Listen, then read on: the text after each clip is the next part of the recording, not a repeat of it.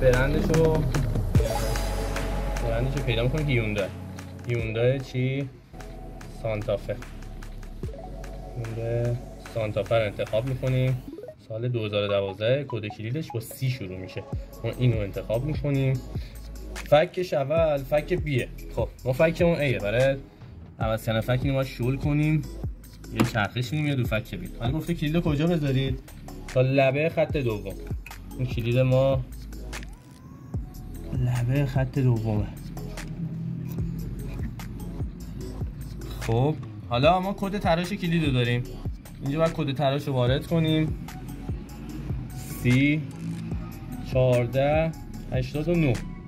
یه جستجو بزنیم. اینجا آوردش دنده ها رو.